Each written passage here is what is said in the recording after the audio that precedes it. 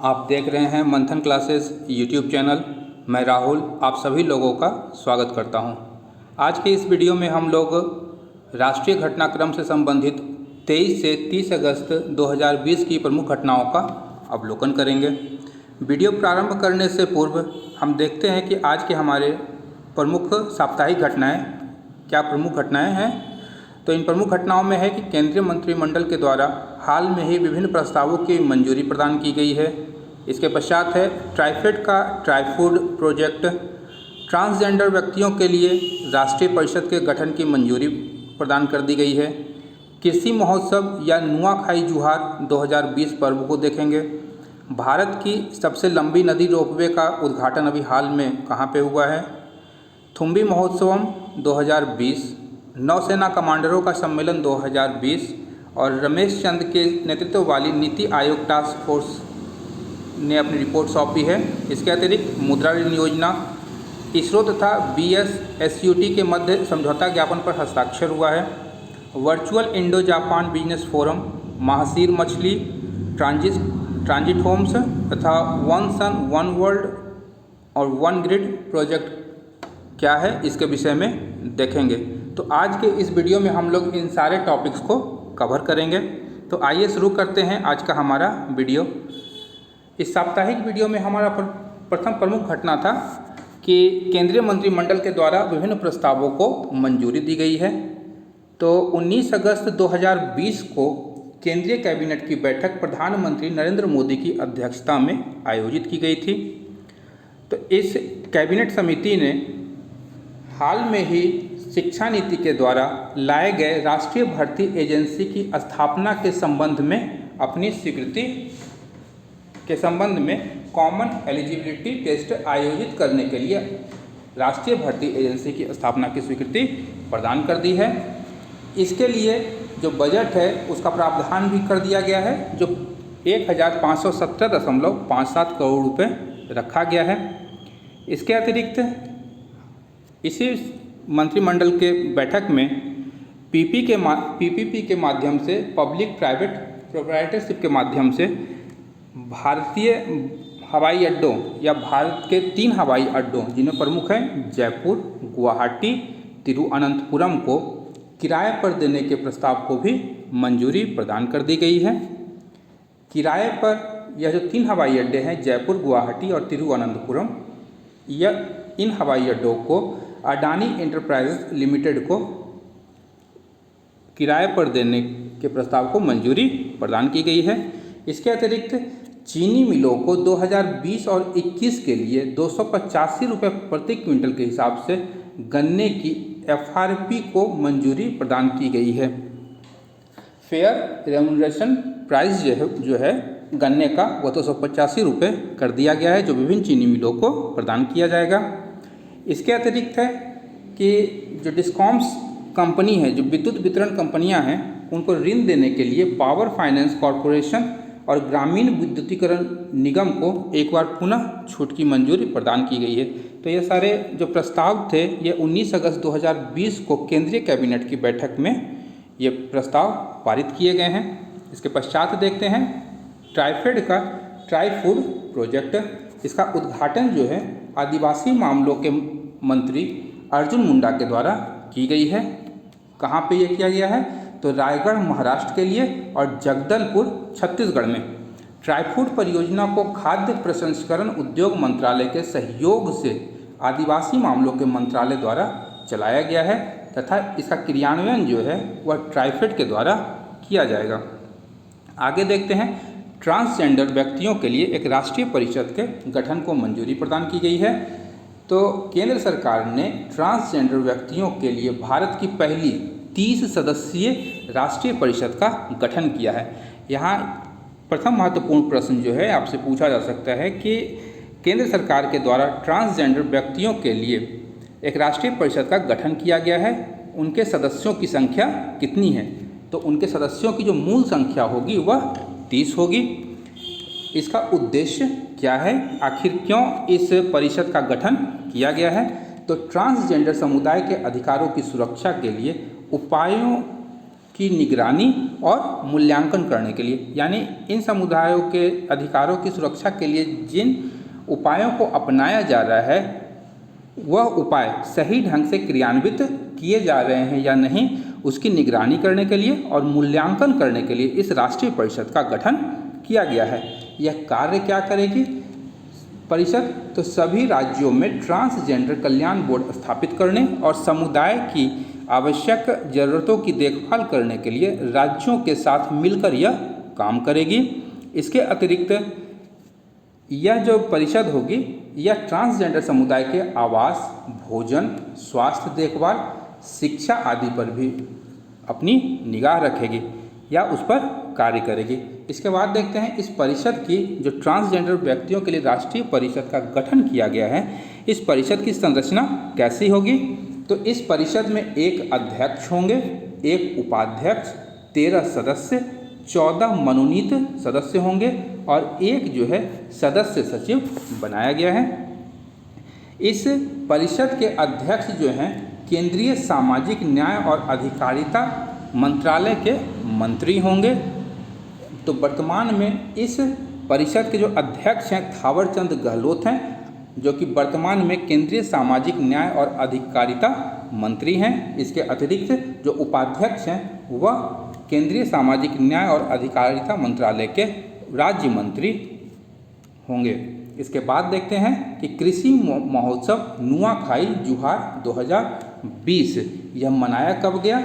23 अगस्त 2020 को नुआखाई जुहार महोत्सव मनाया गया। नुआखाई जो है यह दो शब्दों के संयोजन से बना है। नुआ का अर्थ है नया और खई का अर्थ या खाई का अर्थ है खा, यानी नया खाना। इस पर्व का अन्य नाम है नुआखाई पर्व या नुआखाई भेंट घाट। यह जो त्यौहार है यह वस्तुतः ये जनजातीय क्षेत्रों में मनाया जाता है। तो यह जो पर्व है यह मुख्य रूप से निम्नलिखित राज्यों में मनाया जाता है। तो पहले है उड़ीसा, छत्तीसगढ़ और इससे निकटवर्ती अन्य पड़ोसी राज्य जहां पर जनजातीय समुदाय निवास करते हैं। इस त्यौहार का उद्देश्य है सीजन की नई फसल का स्वागत करने के लिए इसे मनाया जाता है, यानी जब प्रथम फसल कटती है तो उसके स्वागत करने के लिए यह त्यौहार मनाया जाता है। इसकी तिथि कब होती है? तो भादो या भद्रवा के चंद्र पखवाड़े के 5वें दिन यह मनाया जाता है। इस त्यौहार में सीजन की जो पहली उपज होती है वह उपज उड़ीसा के संबलपुर स्थित देवी समलेश्वरी को अर्पित किया जाता है। आगे देखते हैं कि भारत की सबसे लंबी नदी रोपवे का उद्घाटन अभी हाल में ही किया गया है। तो यह कहाँ किया गया है? उद्घाटन स्थल है गुवाहाटी, असम में किया गया है। किस नदी पर इस रोपवे पुल को बनाया गया है? तो ब्रह्मपुत्र नदी पर इस रोपवे पुल को बनाया गया है। यह गुवाहाटी में ब्रह्मपुत्र नदी के उत्तरी और दक्षिणी किनारों को जोड़ने के लिए इस पुल का निर्माण किया गया है। इसका नाम है गुवाहाटी यात्री रोपवे परियोजना। उद्घाटन जो है इसका वह असम के वित्त राज्य मंत्री हेमंत बिस्वा शर्मा और गुवाहाटी विकास विभाग के मंत्री सिद्धार्थ भट्टाचार्य के द्वारा की गई है। इस रोपवे की जो संपूर्ण लंबाई है वह 1.8 किलोमीटर है तथा यह 24 अगस्त 2001 तक इसे आम जन के लिए यातायात के लिए खोल दिया जाएगा। इस रोपवे पर 56 करोड़ रुपए की लागत आई है। आगे देखते हैं थुम्बी महोत्सवम 2020। इसका आयोजक कौन था? तो world wide fund for nature WWF के द्वारा इसका आयोजन किया गया था। किस राज्य में? तो केरल राज्य ड्रैगन फ्लाई फेस्टिवल के माध्यम से इसका आयोजन केरल राज्य में किया गया था। इस आयोजन में जो सहयोग था वह सोसाइटी फॉर ऑर्डोनेट अध्ययन और थुम्बी पुराणम के सहयोग से इस महोत्सव का आयोजन WWF के द्वारा किया गया था। इस महोत्सव का आधिकारिक शुभंकर पंतलू था। यहाँ ध्यान रखिएगा, यह एक महत्वपूर्ण प्रश्न है जो आपसे विभिन्न परीक्षाओं में पूछा जा सकता है कि थुम्बी महोत्सवम 2020 का आधिकारिक शुभंकर क्या था? तो पंतलू इसका आधिकारिक शुभंकर था। अब देखते हैं ड्रैगन फ्लाई परिवार के जीनस लिवेलिडे को आमतौर पर रेनपुल ग्लाइडर के रूप में जाना जाता है, जिसके लिए यह त्यौहार मनाया जाता है। जिस ड्रैगन फ्लाई के लिए यह त्यौहार जो मनाया जाता है वह लिवेलिडे के आमतौर पे रेनपुल ग्लाइडर के रूप में जाना जाता है। इसके बाद देखते हैं कि world wide fund for nature WWF Bharat के विषय में कि अध्यक्ष भारत में इसके कौन हैं, तो जमशेद नौरोजी गोदरेज इसके अध्यक्ष हैं तथा इसका सचिवालय नई दिल्ली में स्थित है। आगे देखते हैं नौसेना कमांडरों का सम्मेलन आयोजित किया गया था 19 से 21 अगस्त 2020 को नई दिल्ली में। इसके उद्घाटन सत्र को रक्षा मंत्री राजनाथ सिंह ने संबोधित किया था। यह जो सम्मेलन था सैन्य मामलों के विभाग तथा रक्षा कर्मचारियों के प्रमुख CDS के बाद से यह पहला नौसेना कमांडरों का सम्मेलन था। इसके पश्चात देखते हैं रमेश चंद के नेतृत्व वाली नीति आयोग टास्क फोर्स। तो प्रमुख बिंदु क्या हैं, तो वर्तमान में लगभग 3 लाख हेक्टेयर में भारत के कुल कृषि भूमि के 3 लाख हेक्टेयर में गन्ने की खेती की जाती है तथा लगभग 20 लाख टन गन्ने का उत्पादन होता है। यह एक तथ्य है, आप ध्यान रखिएगा कि भारत में 3 लाख हेक्टेयर में गन्ने की खेती होती है और 20 लाख टन गन्ने का वार्षिक उत्पादन किया जाता है। इसका उद्देश्य क्या है इस रमेश चंद के नेतृत्व में गठित नीति आयोग टास्क फोर्स का, तो गन्ना और चीनी उद्योग में वित्तीय स्थिति और उद्योग की स्थिरता बनाए रखने और गन्ना किसानों के बकाया भुगतान को दूर करने के लिए यह समिति या टास्क फोर्स को सुझाव देना था।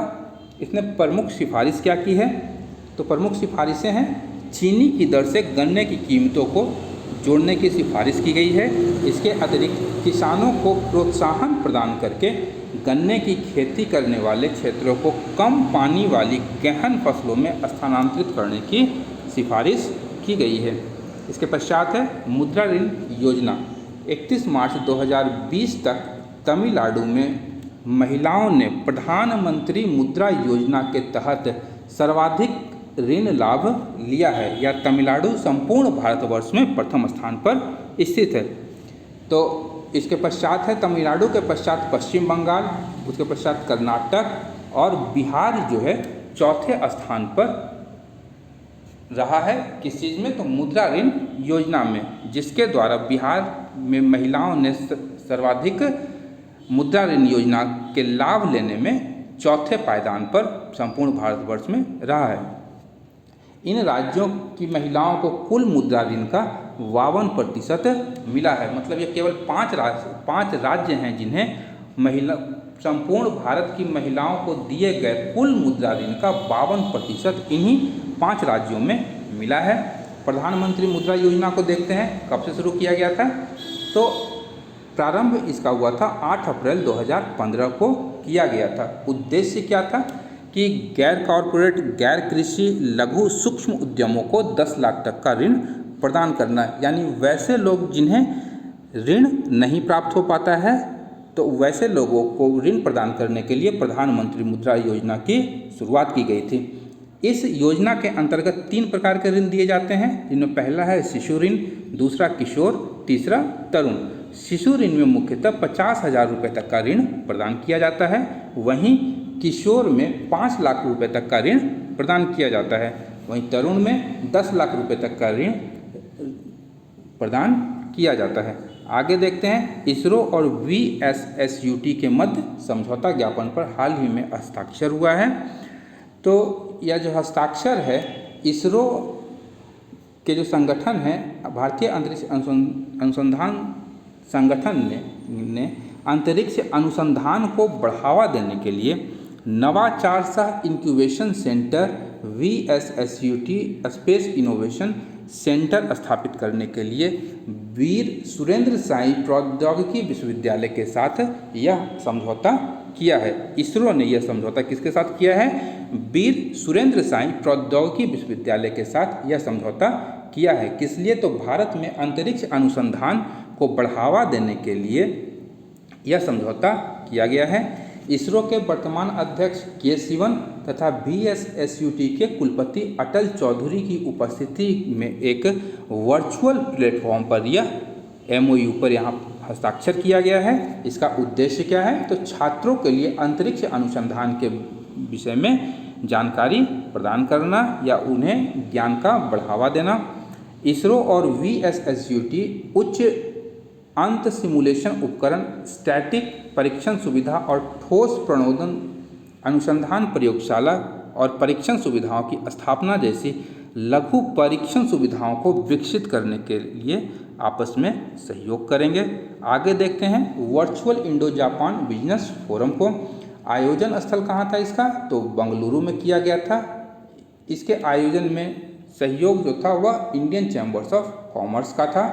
संबोधन इस बिजनेस फोरम में कर्नाटक के मुख्यमंत्री VS येदियुरप्पा के द्वारा अपना संबोधन दिया गया था, जहां पर जापान भारत स्टार्टअप पर हस्ताक्षर किए गए, क्योंकि इस हस्ताक्षर के द्वारा कर्नाटक राज्य में स्टार्टअप को बढ़ावा देने का प्रयास किया जाएगा।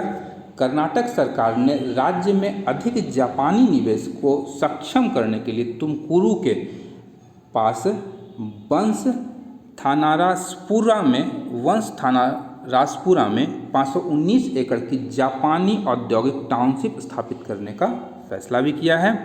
वहीं JETRO Japan external trade organization ने जापानी बाजार के लिए भारतीय स्टार्टअप की पहचान करने के लिए 2018 में ही बेंगलोर में एक स्टार्टअप हब का निर्माण किया गया है। इसके अतिरिक्त कल एक खबर आई थी कि जापान जो है चीन से निकलने वाली जो जापानी कंपनियां होंगी, यदि वह अपना निवेश या अपना संयंत्र या कार्यशालाएं जो हैं, उनके कारखाने जो हैं वो भारत में स्थापित करती हैं, तो उसके लिए जापान उन्हें आर्थिक लाभ प्रदान करेगा।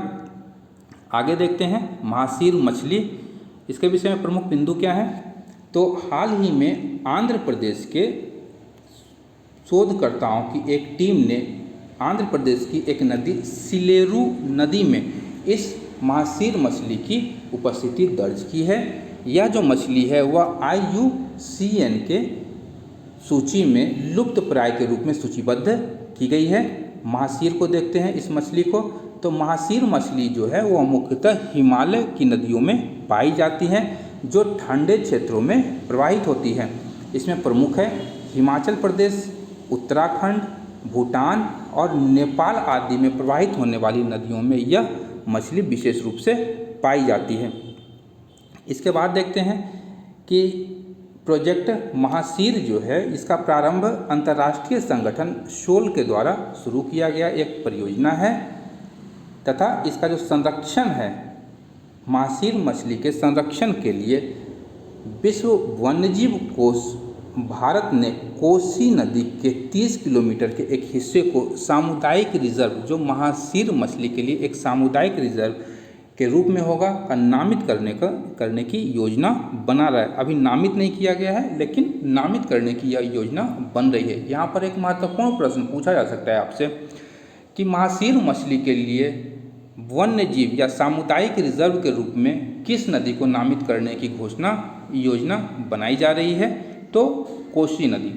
आगे देखते हैं महासीर मछली पर जो सम्मेलन, पहला अंतर्राष्ट्रीय सम्मेलन था, वह 2018 में भूटान में आयोजित किया गया था।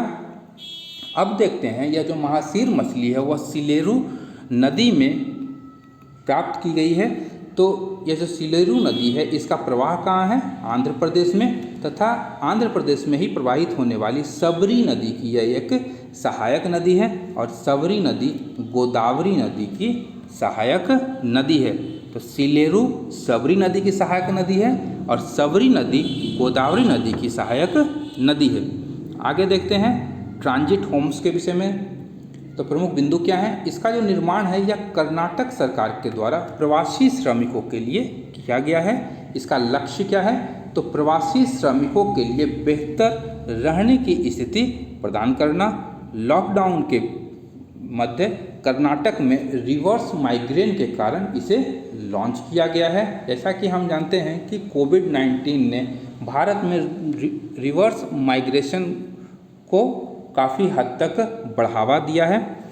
अब काफ़ी हद तक नहीं, इसने बढ़ावा ही दिया है रिवर्स माइग्रेशन को। तो परियोजना की अपेक्षित लागत जो है यह 50 करोड़ रुपए की होगी। इसके द्वारा 4 ट्रांजिट होम बनाने की योजना है तथा प्रत्येक ट्रांजिट होम में 3000 श्रमिक रह सकते हैं।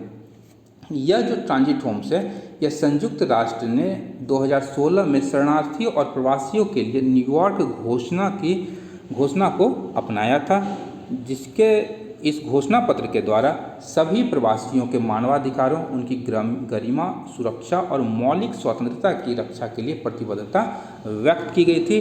भारत ने भी इस पर न्यूयॉर्क घोषणा पत्र पर हस्ताक्षर किए थे और इसके अनुरूप ही प्रवासी श्रमिकों के लिए कोविड-19 के कारण उत्पन्न हुई परिस्थितियों से निपटने के लिए इस प्रकार के ट्रांजिट होम्स के निर्माण की बात कही गई है। आगे देखते हैं तो 17 SDG गोल्स में 11 में प्रवासियों को संकेतक के रूप में शामिल किया गया है। यानी जितने भी संयुक्त राष्ट्र के सतत विकास लक्ष्य हैं उनमें 11 में प्रवासियों को एक संकेतक के रूप में शामिल किया गया। जब उनकी रैंकिंग की जाती है उन गोल्स की तो उनमें यह संकेतक का उपयोग किया जाता है। आगे देखते हैं one sun one world one grid project. यह बहुत ही महत्वपूर्ण है वर्तमान समय में। तो यह क्या है? तो सौर ऊर्जा की आपूर्ति करने वाला यह एक ट्रांसनेशनल बिजली ग्रिड प्रोजेक्ट है। इसका उल्लेख जो है प्रधानमंत्री नरेंद्र मोदी ने अपने स्वतंत्रता दिवस के संबोधन में किया था, जो हाल में ही 15 अगस्त 2020 को संपन्न हुआ है। इस परियोजना को विश्व बैंक से तकनीकी सहायता प्राप्त होती है।